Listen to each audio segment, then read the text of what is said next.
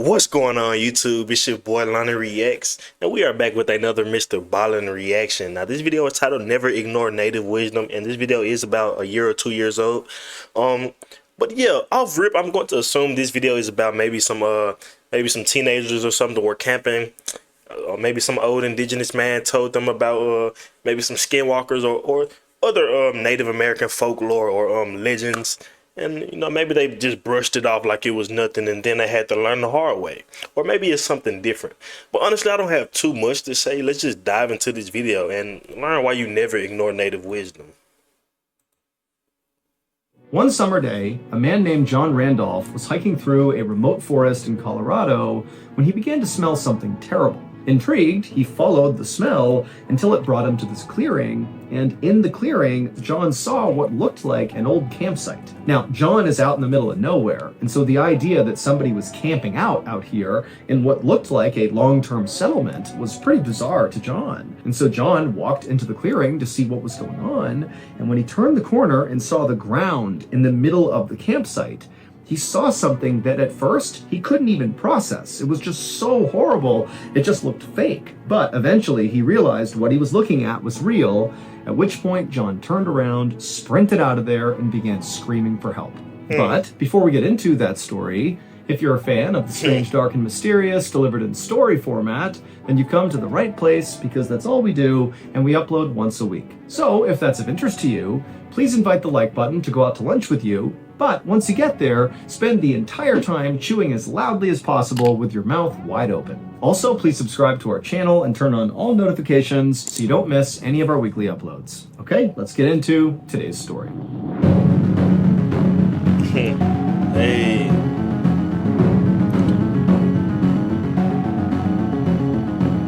The clearing. Okay.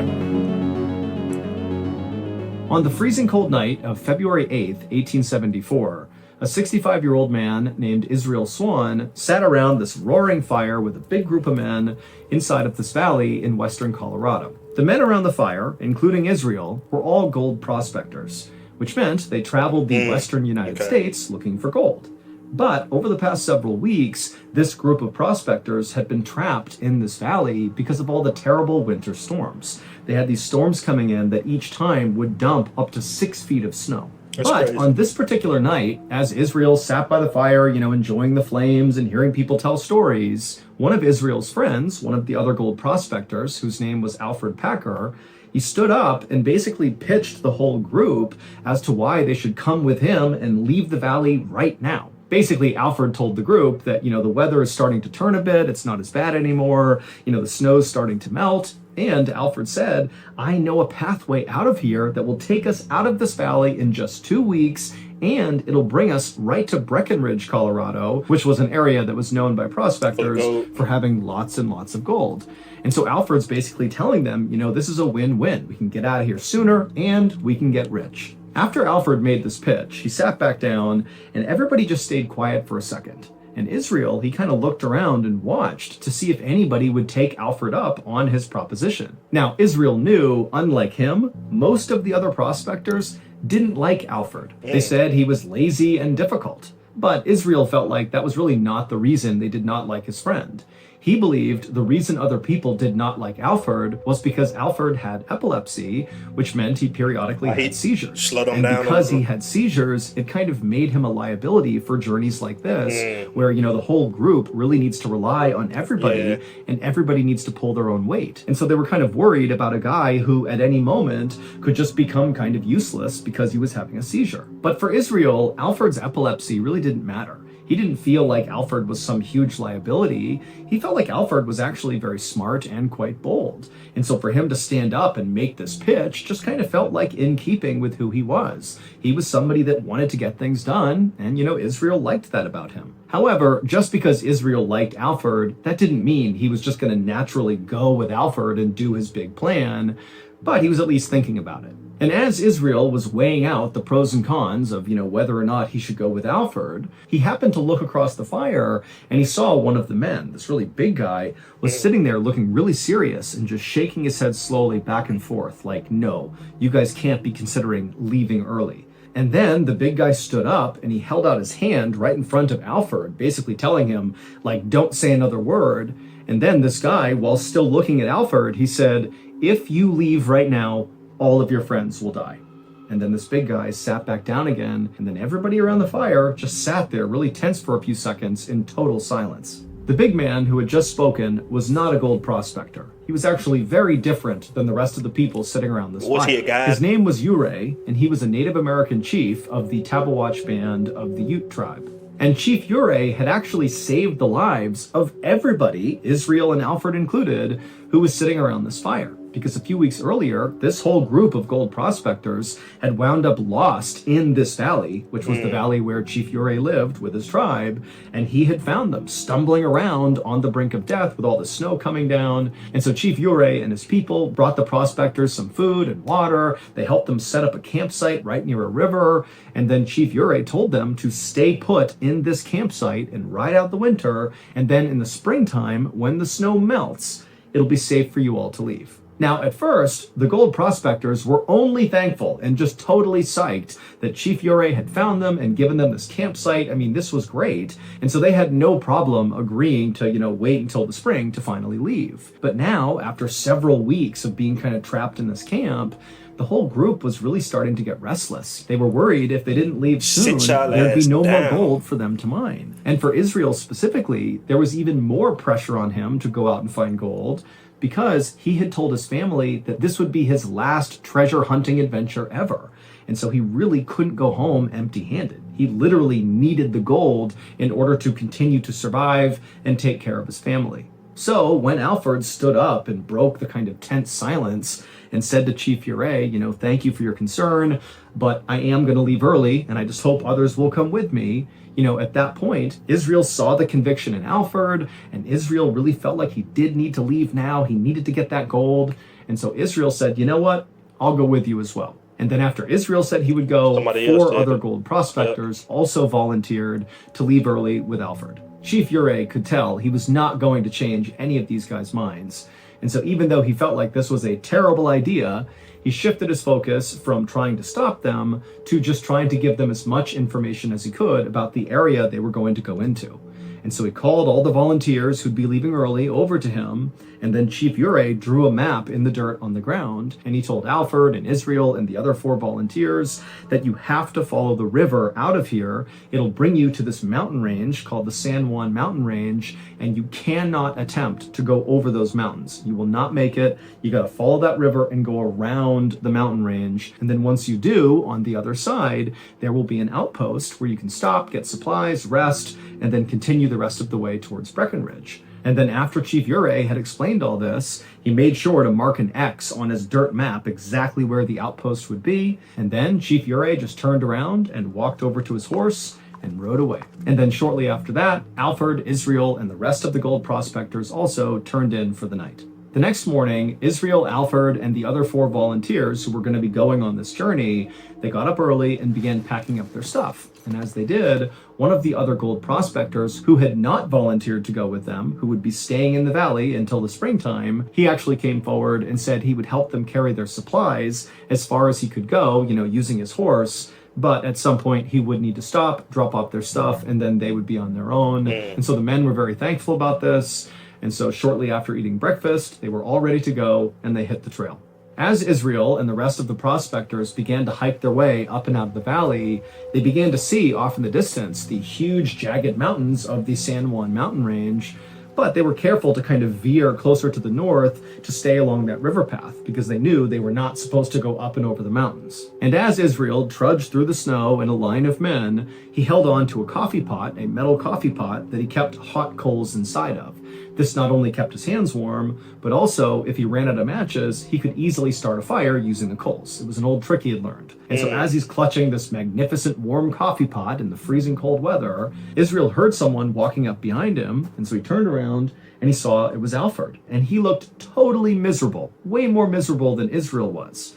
And so, without even thinking about it, Israel just handed off his warm coffee pot to Alfred. And Alfred took it and clutched it and was obviously so thankful. Now, none of these gold prospectors had struck it rich. They were all basically poor. But of all these gold prospectors, Alfred really had the least of all of them. And as a result, Israel kind of felt protective of Alfred. And also, Alfred was half the age of Israel. Alfred was 30 years old. And so Israel kind of viewed Alfred as like a lost kid trying to find his way. Alfred had also confided in Israel that when the Civil War broke out in the United States, Alfred had attempted to join the Union Army on 2 different occasions because he wanted to fight the slave-holding Confederate Army. But in both cases, they kicked Alfred out for his epilepsy. But that had not stopped Alfred from tattooing on his arm his battalion information and his name. And unfortunately, because Alfred could not read or write, he misspelled his name when he gave it to the tattoo artist. And so when he got the tattoo, it did not say Alfred for his first name. It said Alfred, A-L-F-E-R-D. And from that point on, that was his name. Nobody called him Alfred. They called him Alfred. And so this was kind of embarrassing for him. And then after getting rejected from the military, Alfred had kind of bounced around from one job to the next, never really putting his roots down and never starting a family. And so again, Israel just felt like this was a guy who needed some help. And so after Alfred very happily accepted that coffee pot from Israel, he in turn reached into his jacket and pulled out a flask with some alcohol in it, and he handed it to Israel, almost like a thank you for giving me this warm coffee pot. And then the 2 friends walked side by side for a while, passing back and forth the flask and the coffee pot. And then by late afternoon that day, when the snow was really starting to come down, the prospector who had volunteered to use his horse to help move some of their supplies, he had finally reached a point where he said, my horse can't go any farther, the weather's too bad. And so he dropped all their supplies, and then he turned and headed back down the trail. And very likely, as these men watched him disappear down the trail, they all had the same thought. I just gotta suck it up for 2 weeks to get through this treacherous journey, and I will get to Breckenridge, and I will become rich.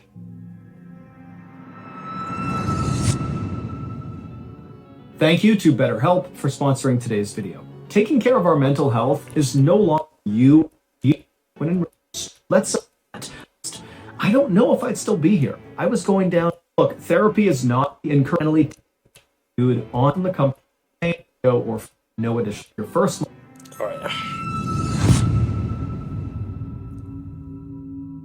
2 weeks would pass by, and Alfred, Israel, and the other 4 prospectors did not show up at that outpost that Chief Uray had pointed out, which was on the other side of the San Juan Mountains. That was going to be their first official stop before they continued the rest of the way to Breckenridge. And then another 2 weeks went by, and still they did not show up at the outpost, and they didn't show up at any of the other camps in the surrounding areas. Now, Alfred's big plan for this group was really dependent on the weather holding up.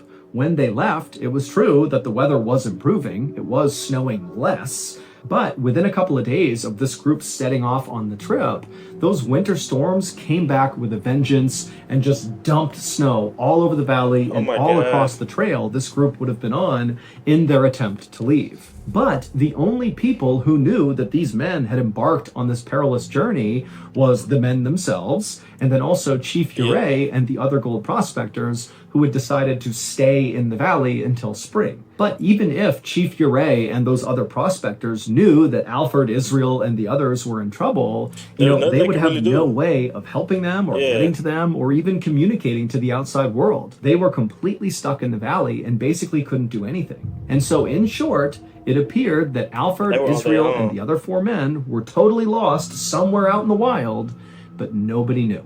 But that would all change on April 16th, 1874, roughly 2 months after Israel, Alfred, and the others had begun what was supposed to be a 2-week-long journey. That morning, a group of officials who manned the outpost that Israel and Alfred and the others were supposed to go to, they were having breakfast in one of the outpost's little log cabins. And as they're eating and talking to each other, suddenly from behind them, the door to the cabin flies open, and these officials, they turn around and they see standing in the doorway is this totally disheveled looking guy with long hair that's sticking up in the air and a huge bushy beard. And in one hand, he's got a rifle, and in the other hand, he's got a metal coffee pot.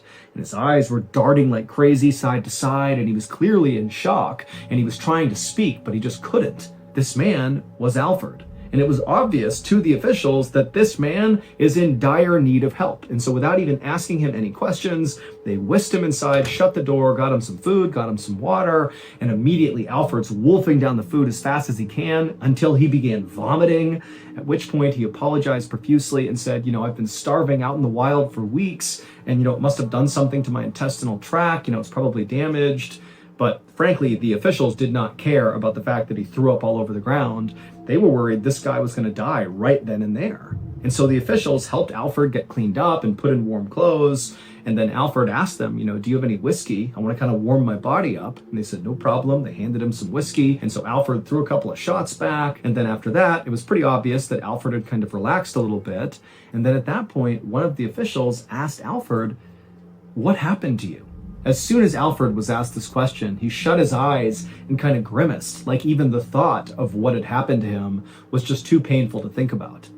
But after a moment of silence, Alfred, with his eyes still closed, told the officials that he had been with 5 men and they were trying to hike their way out of the valley to get to Breckenridge, Colorado to look for gold.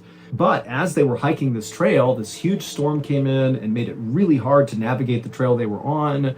And so the group decided they would actually cut through the San Juan mountain range. Oh my God. God. Chief Uray said, don't do that. Do not. Oh my God. This is their second time ignoring this nigga, bro. First time he told y'all that just stay here for the winter, bro. Because I'm pretty sure the chief smart as hell, he knew anything could happen. Some shit like this could have happened. Told y'all to just stay there. And then, okay, y'all not gonna listen. Okay, just whatever you do, do not go over the mountain. What these niggas do, go directly over the mountain. Oh my God. Over the mountains. They decided to do that.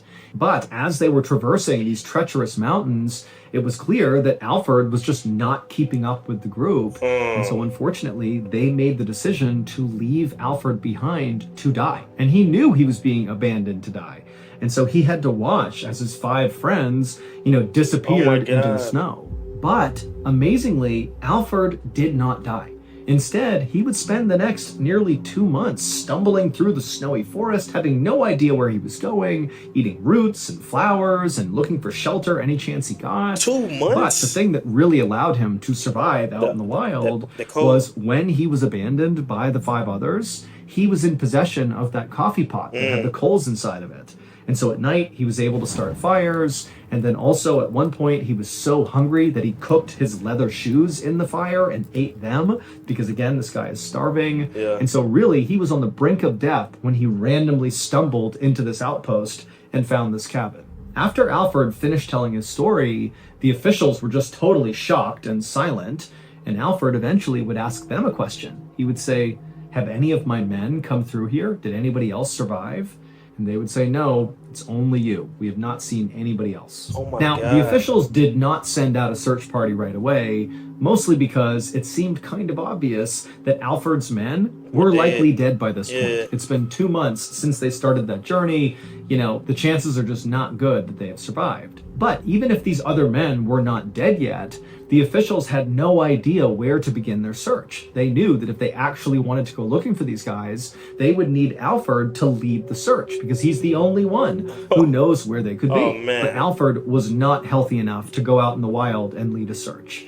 And so for several weeks, Alfred just stayed in the outpost, resting and recovering. And then finally, when he was healthy enough, he would go out and lead a search party to go find the missing men. But unfortunately, he couldn't find anything. And so it wasn't until that summer, when all the snow had finally melted, that the mystery was finally solved about what happened to those other men. On August 20th, 1874, a traveling artist named John Randolph was hiking through a forest in western Colorado, roughly in the area where those other prospectors would have been walking on their attempt to leave the valley. And as John Randolph was walking through that area, he began smelling this horrible smell. And so John followed the smell until it brought him to this clearing. And then in the clearing was what looked like an old beat-up campsite. And so, being curious, John walked into the clearing to see who was in this campsite. But when he turned the corner and saw what was on the ground in the middle of this campsite, he froze. Because on the ground in the middle of this campsite were 5 dead men all lying perfectly in a row. They were the source of the terrible smell. And right away, even though John was in shock from what he's seeing, he could tell that these 5 men did not die from something natural. One guy was missing his head altogether, and the other 4 had obvious signs of something being smashed really hard, probably repeatedly, into the... Wait, I want to make a guess. Maybe they fought each other because they were starving. I don't know. That's, oh my God. Their heads. But that wasn't all. The other thing John immediately noticed is that the 5 bodies were in very different states of decay. 2 of the bodies were basically skeletons, but the other 3 were not. They were basically intact. Their chests had been cut and flayed open, but they all looked like they had died somewhat recently. In fact, one of the men looked so lively that it seemed like he was just sleeping, despite the gaping wound in his chest and his head that clearly indicated he was dead. Now, John wanted to turn and run away, but he had this morbid curiosity. He wanted to know what he was even looking at. You know, what happened to these guys? And so, kind of against his better judgment, he walked a little bit closer to the bodies, and when he got close enough, he noticed something else that was totally off about the scene. When he was looking down at these men, he could tell that the wounds they had sustained, especially in their chest, looked surgical, like whoever had wounded them, whoever had cut them, had done so with an incredible amount of precision. This was not random hacks that got these guys killed. This was like a butcher carving up meat. And then John happened to look up from these 5 bodies, and he noticed just a little ways away was the remains of a burned out fire pit. And then there was a trail that kind of led off into the woods behind the fire. And so again, you know, John, he wants to run, but he can't help but be really curious. And so he walked past the bodies, he went to the fire pit, and he followed that trail kind of back into the woods, and he found this ramshackle shelter kind of tucked away in the woods that was abandoned. No one was in there, but it had all the signs of someone living here for a pretty long period of time. And then suddenly, it was like all these pieces came together, and John realized what he had just stumbled on. A murder. Clearly, those 5 men had been murdered, and the person who murdered them very likely lived in this camp. And over the course of what looks like weeks or months, this person was butchering these men and then cooking their body parts over that fire and eating them. This is like a cannibal camp. And John, you know, he's thinking, is this guy going to come back? You know, whoever lives here, are they coming back soon? He didn't know. And so kind of in a panic, he pulled out a sketchbook, he sketched the area, and then he turned and sprinted out of there to go find help. It would turn out John, the illustrator, was totally correct about what he thought was happening at that camp. After Alfred was left behind to die, those 5 other men carried on into the night up into the mountains, and then somebody attacked them, began killing them, and eating them. And that person was Alfred. What? Nigga, oh.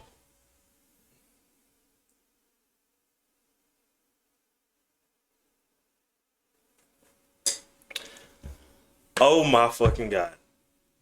Oh, bro. That is insane. I was not expecting that. Bro, every time I watch one of MrBallen videos, this happens. Fucking the craziest twist. Oh my God.